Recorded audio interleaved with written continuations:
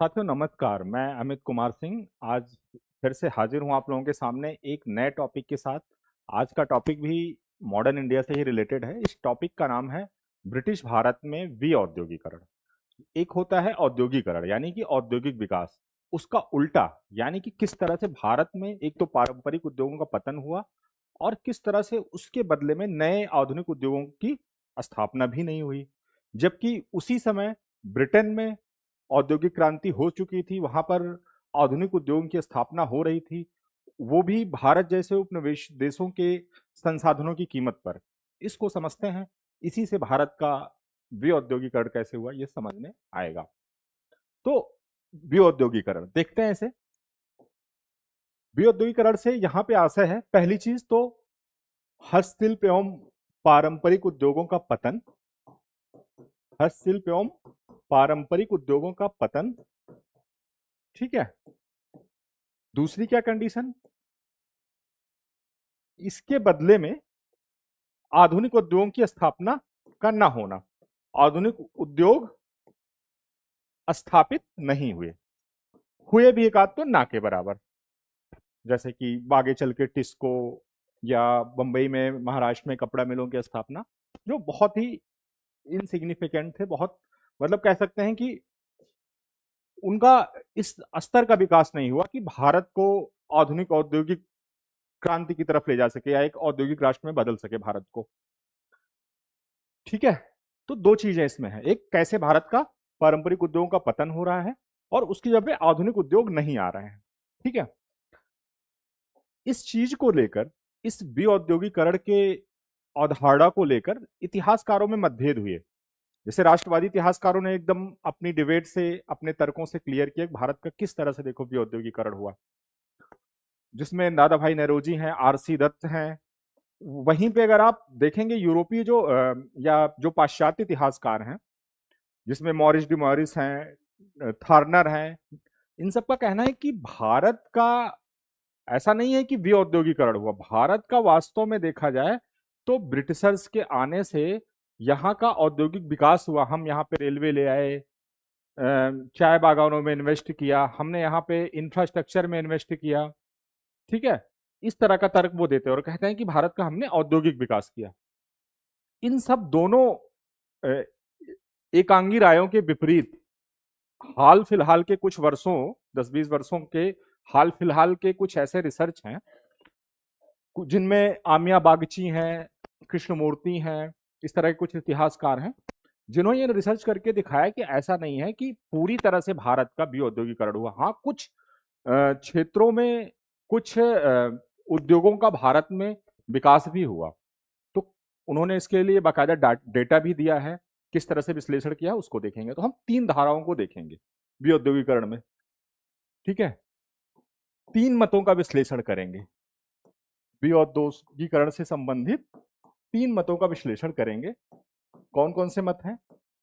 तो पहला, राष्ट्रवादी मत। ठीक है। राष्ट्रवादी मत के समर्थक कौन कौन से हैं? तो दादा भाई नौरोजी, दादा भाई नौरोजी जिन्होंने ड्रेन ऑफ वेल्थ की थ्योरी दी है। इसके अलावा आरसी दत्त, इनका देखेंगे क्या मत है। ठीक है। सुब्रमण्यम अय्यर, ये तीन प्रमुख आर्थिक विश्लेषक थे उस समय के, जिन्होंने भारत के उस ब्रिटिश उपनिवेश के दौर को विऔद्योगीकरण के रूप में स्पष्ट किया है। ठीक है। एक धारा थी पाश्चात्य अर्थशास्त्रियों का मत। पाश्चात्य अर्थशास्त्रियों का मत, जिसमें है डेविड थार्नर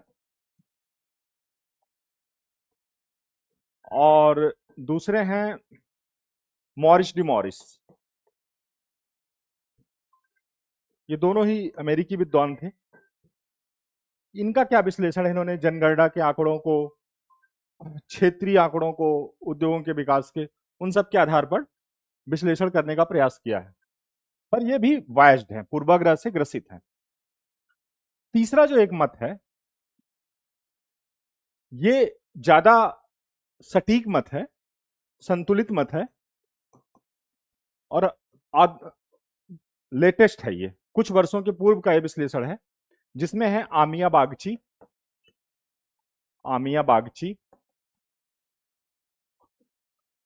कृष्णमूर्ति,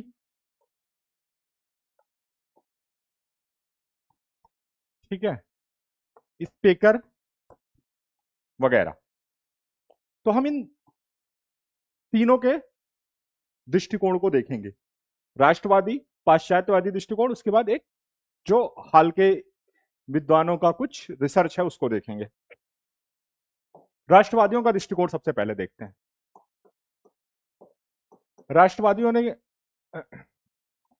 बताया कि भारत सदियों से एक आत्मनिर्भर अर्थव्यवस्था रहा है, और ब्रिटिशर्स के आने के बाद धीरे धीरे ये देश, खासकर 1813 के एक्ट के बाद, जब भारत में हस्तक्षेप की नीति लाई जाती है और भारतीय बाजार ब्रिटिश वस्तुओं से धीरे धीरे पट जाते हैं, तो इनका कहना है कि भारत सिर्फ कच्चे संसाधनों का निर्यातक और ब्रिटिश उद्योगों में तैयार वस्तुओं का बाजार बनकर रह गया। कच्चे संसाधनों का निर्यातक, ठीक है, और ब्रिटिश उद्योगों में निर्मित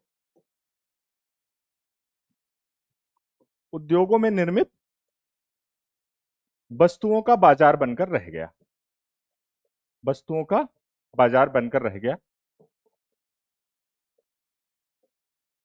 यहां के हस्तशिल्प उद्योगों का, लघु कुटीर उद्योगों का पतन हो गया धीरे धीरे करके, ठीक है। जो देश संपूर्ण अर्थव्यवस्था, विश्व की अर्थव्यवस्था के निर्यात का लगभग 25% की भागीदारी रखता था भारत, वो भारत ब्रिटिशर्स के आने के बाद धीरे धीरे एक बदहाल देश में बदल गया। और जब ये 1950, 47-48 के आसपास जब भारत को छोड़कर ये जाते हैं, तो उस समय दुनिया की हिस्सेदारी में भारतीय अर्थव्यवस्था की 2 से 3% रह जाती है। ठीक बात भी है, और इन्होंने अपने बहुत सारे तर्कों से इसको सिद्ध करने का प्रयास किया है।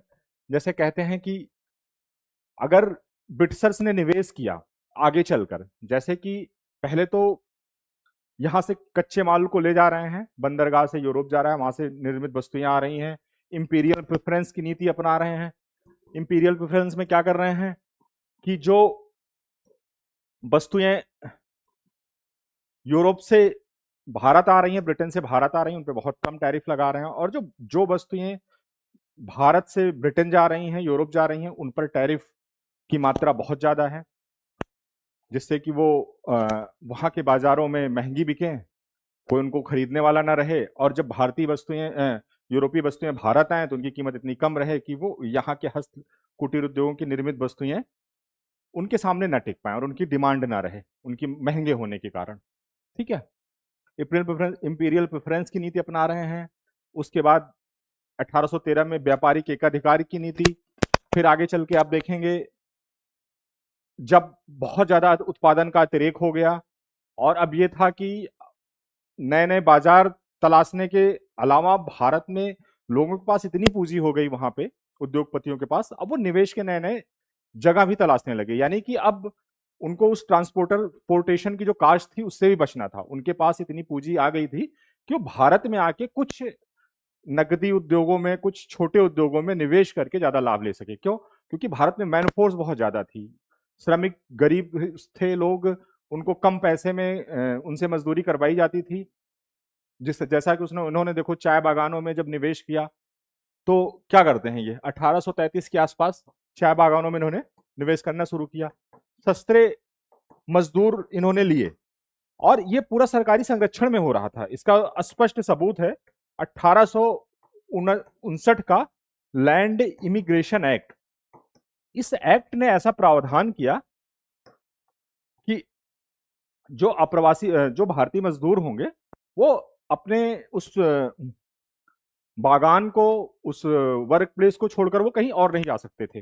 उस इस एक्ट के माध्यम से उनसे एक तरह से उनको वहां पे रुकने के लिए मजबूर कर दिया गया। अगर वो वहां से छोड़कर अपने काम को छोड़कर बागान को छोड़कर कहीं जाते तो उन पर उसके लिए कानूनी कार्यवाही की जा सकती थी। इस तरह से उनको रोका गया, यानी कि एक तरह से उन्हें स्लेब बना दिया गया।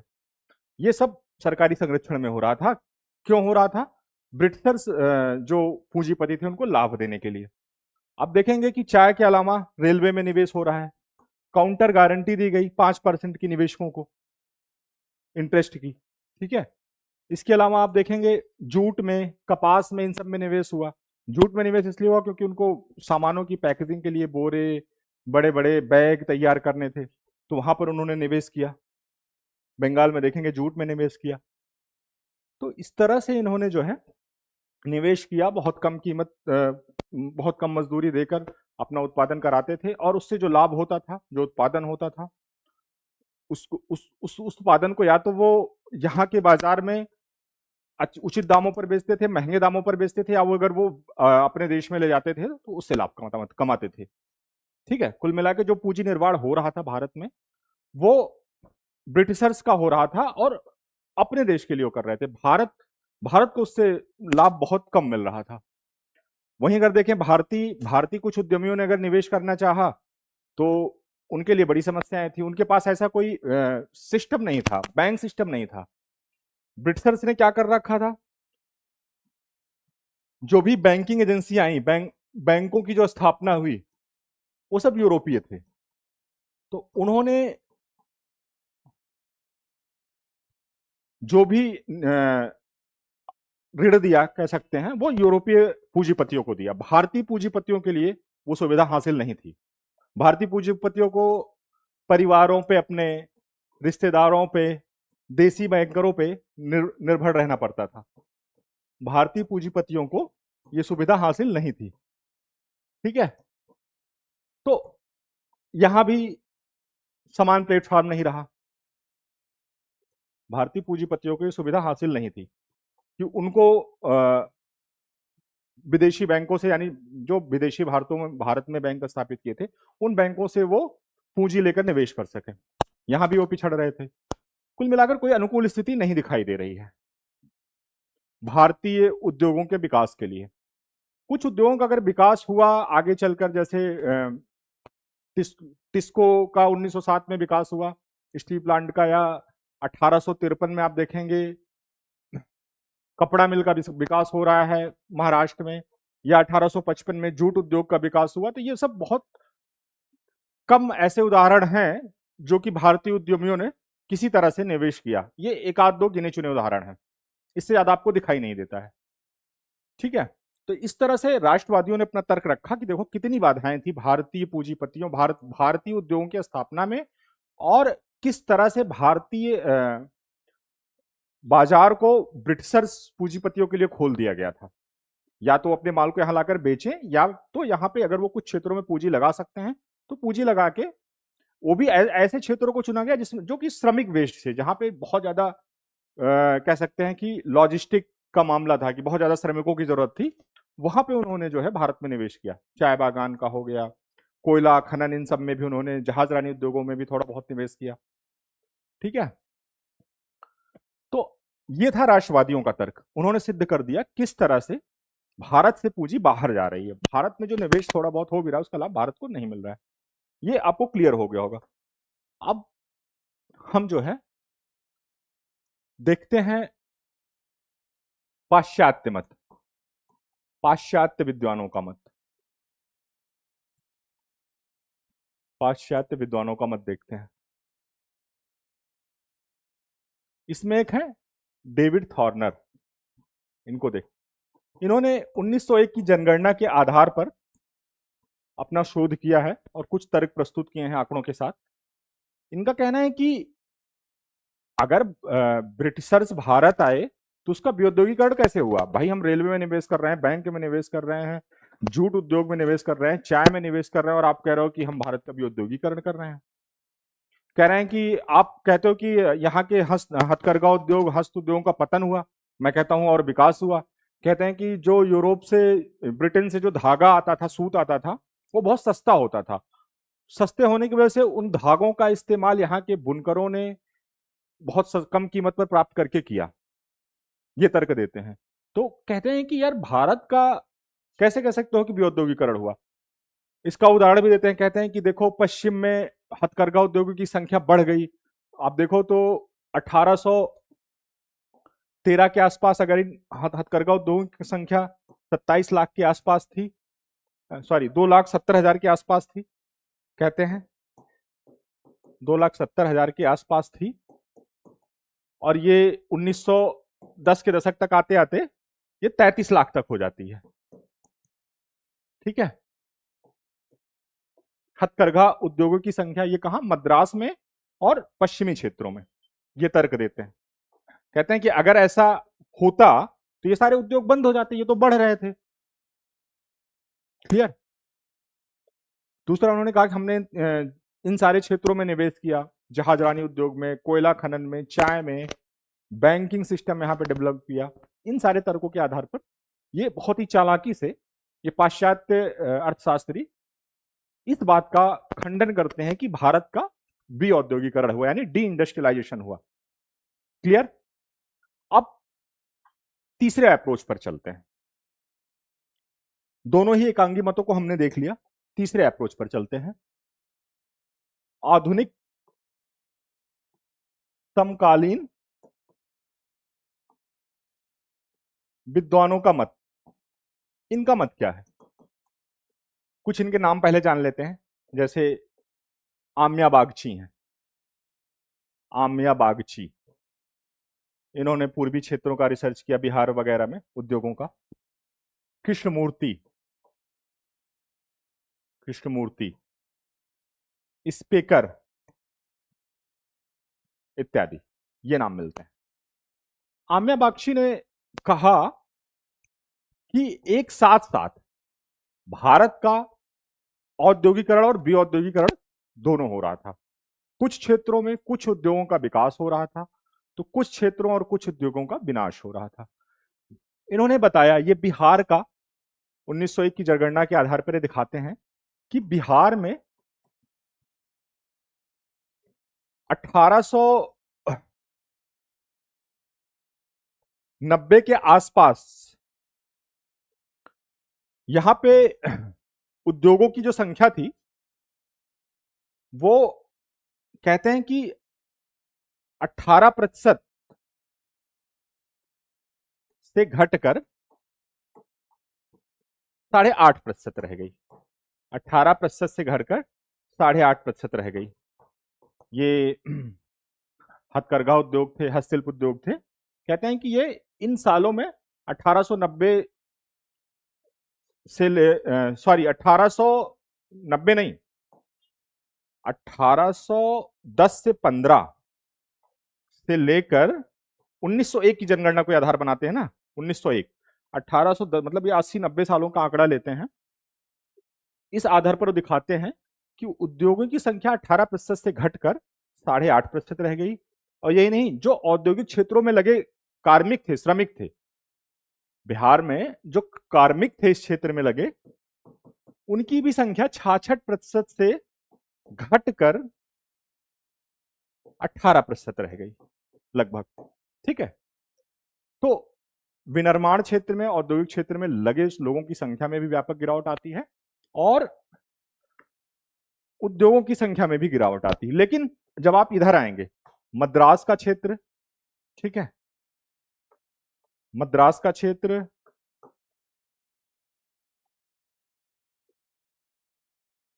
और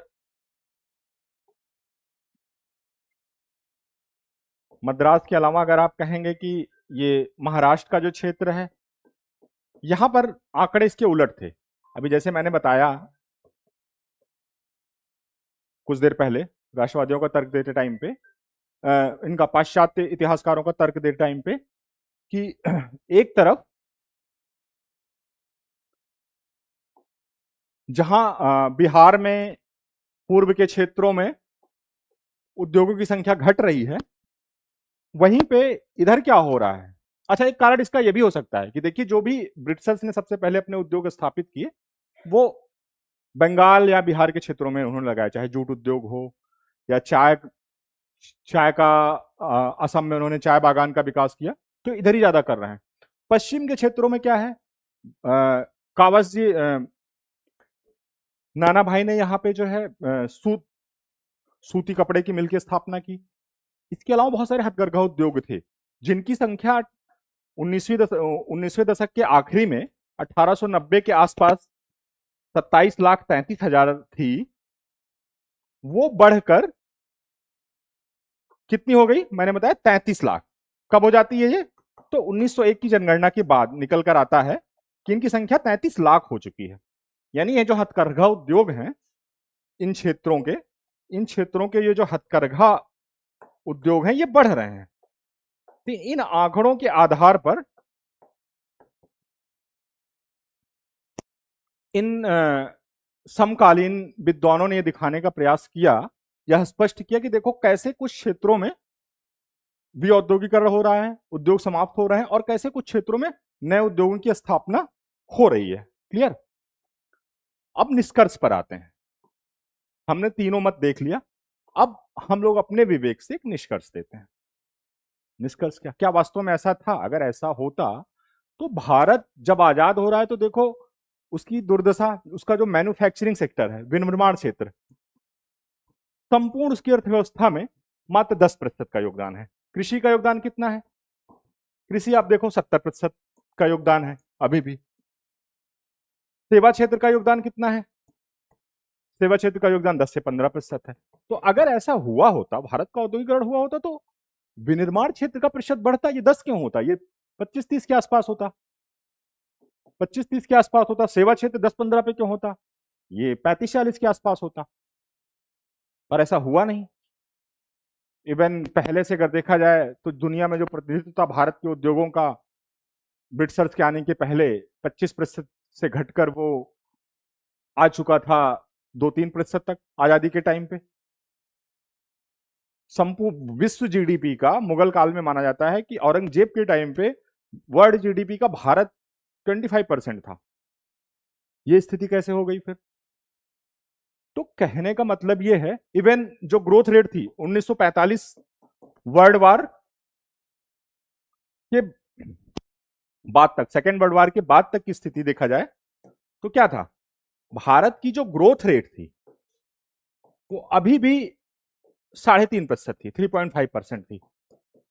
यानी कि ये ऐसी ग्रोथ रेट रही थी कि भारत को एक कृषि राज्य से, गरीब राज्य से, वो एक औद्योगिक राष्ट्र में बदल दे। बहुत कम ग्रोथ रेट थी।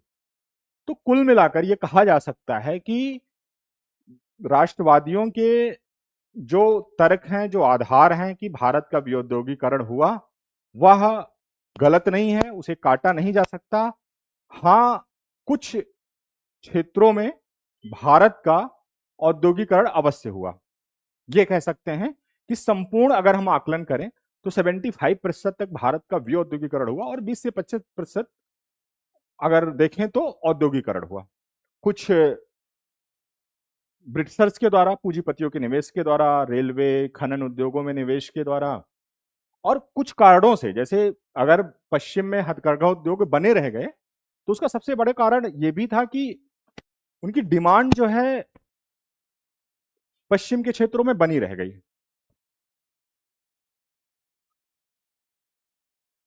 तो कुल मिलाकर यह स्पष्ट है कि संपूर्ण रूप से तो भारत का विऔद्योगिकरण हुआ, कुछ क्षेत्रों को छोड़ दिया जाए, कुछ उद्योगों को अगर छोड़ दिया जाए तो संपूर्ण रूप से हम ये नहीं कह सकते एक तरफा कि भारत का सिर्फ विऔद्योगिकरण हुआ। बस इतनी सी बात है। तो आप लोगों को मैं समझता हूं कि ये कंसेप्ट समझ में आ गया होगा, इतिहासकारों का ये डिबेट समझ में आ गया होगा। अब अगर इससे संबंधित कोई क्वेश्चन आता है मेंस की परीक्षा में, किसी स्टेट पीसीएस या यूपीएससी में, तो आप लोग लिखने की स्थिति में होंगे। इन 3 डायमेंशंस को आप डिस्कस करिएगा और फाइनली एक कंक्लूजन दीजिएगा। ये दिखाते हुए कि हाँ कुछ उद्योगों का विकास हुआ, आंकड़े दे दीजिएगा। लेकिन वास्तव में संपूर्ण जो कहानी है वो यही है कि भारत एक पिछड़ा राज्य ही रह गया, पिछड़ा देश ही रह गया। अगर ऐसा होता तो भारत एक औद्योगिक राष्ट्र में तब्दील हो गया होता, जैसे कि ब्रिटेन में औद्योगिक क्रांति होने के बाद एक वो औद्योगिक राष्ट्र बना। तो ऐसा कुछ भारत में नहीं हुआ। नेक्स्ट सेशन में मिलेंगे किसी नेक्स्ट टॉपिक पे।